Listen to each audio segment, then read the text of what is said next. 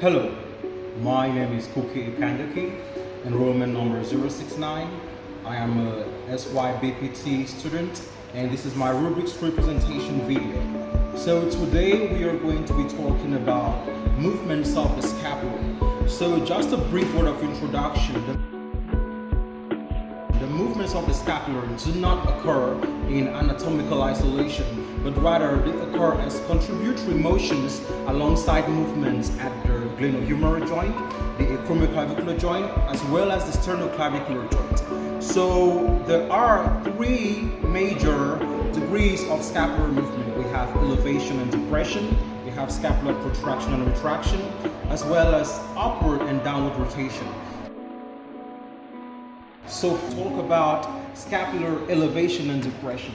So scapular elevation and depression, as we can see, are movements that occur along the coronal plane and around the anteroposterior axis.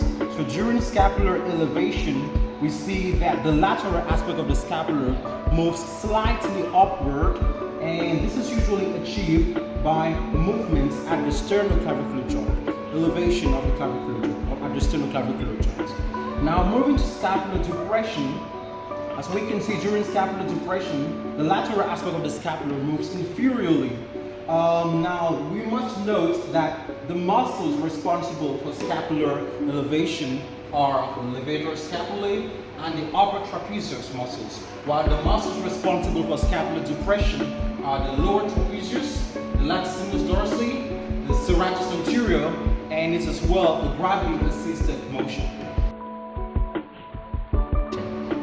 Okay, so next we are going to demonstrate scapular upward and downward rotation. So scapular upward and downward rotation are movements that occur along the coronal plane and around the anteroposterior axis. Now during scapular upward rotation, we can observe that the lateral aspect of the scapula moves upward, and this is very essential because during humerus scapular rhythm, the scapula covers a 1 degree of motion while the humerus covers the rest of the 2 degree of motion. Now the range of motion for scapular upward rotation is a 60 degree range of motion. And now during scapular downward rotation, as we can see, the scapular moves in the inferior medial, the head of the scapula moves inferiorly, and the lower border of the scapula moves medially, and this enables full mobility at the shoulder joint. Now scapular upward and downward rotations, as we can see, are performed or achieved by movements at the glenohumeral joint, as well as accessory movements at the sternoclavicular joint and the acromioclavicular joint. So we must as well note that the muscles responsible for scapular upward rotation are the upper fibers of the trapezius muscle, as well as the serratus anterior, and the muscles responsible for scapular downward rotation are the latissimus dorsi, the rhomboid muscles, and the pectoralis major and minor muscles.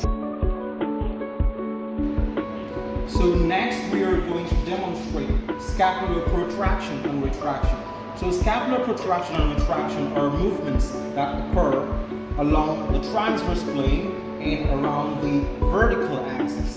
So during scapular protraction, we can clearly observe that the lateral aspect of the scapula moves anteromedially, and during scapular retraction, we can observe that the same lateral aspect of the scapula moves posteriorly and laterally.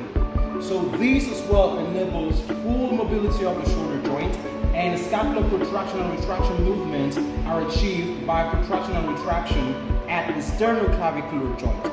Now it is important to note that the muscles responsible for scapular protraction are the serratus anterior, the pectoralis major and minor, while the muscles responsible for scapular retraction are the middle fibers of the trapezius muscles, as well as the rhomboid major and minor muscles. Thank you very much for listening to my presentation, and I do wish you a very wonderful day. Goodbye.